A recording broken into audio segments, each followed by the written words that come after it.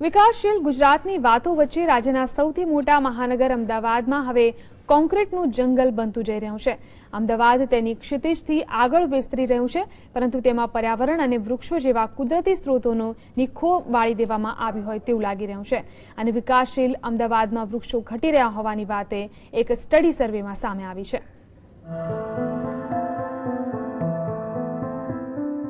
New Indian institute of science દ્વારા કરાયેલી સ્ટડીના અહેવાલ મુજબ વર્ષ 1990 થી 2010 સુધી અમદાવાદ શહેરનો 135% વિસ્તારમાં શહેરીકરણ થયું છે। આ શૈક્ષણિક સંસ્થા દ્વારા સેટેલાઇટ સેન્સરના આધારે તસવીરો અને આંકડાઓનું કમ્પેરિઝન કરી આ સર્વે કરાયો છે, જેમાં વર્ષ 1990માં 7.3% જમીન વિસ્તારમાં બાંધકામ થયું, જ્યારે તેના 10 વર્ષ બાદ એટલે કે 2010માં આ આંકડો ડબલથી વધી 16.34% સુધી પહોંચી ગયો। તો વળી વર્ષ 2024 સુધીમાં અમદાવાદમાં 38.3% જમીન કોન્ક્રીટના જંગલમાં બદલાઈ ગઈ હશે તેવું અનુમાન છે।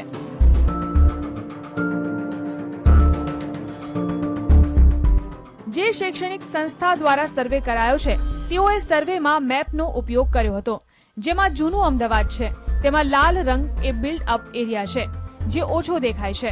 સાબરમતી નદી પસાર થાય છે તેની આસપાસ લાલ રંગથી બિલ્ડઅપ એરિયા કેટલો હતો તે દર્શાવવામાં આવ્યું છે।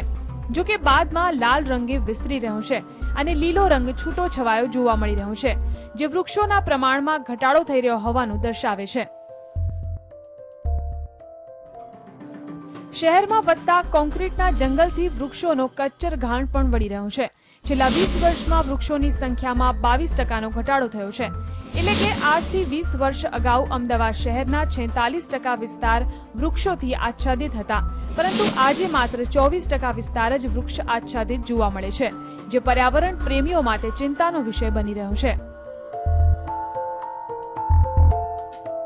અમદાવાદના પોશ વિસ્તાર ગણાતા બોપલમાં એક સમયે ઘણા બધા ઘટાદાર વૃક્ષો હતા, પરંતુ તેમાં પણ ઘટાડો થતો જોવા મળી રહ્યો છે, જેના આંકડા પર નજર કરીએ તો છેલ્લા 22 વર્ષમાં વૃક્ષોનું પ્રમાણ 66%થી ઘટાડી 22% થઈ ગયું છે।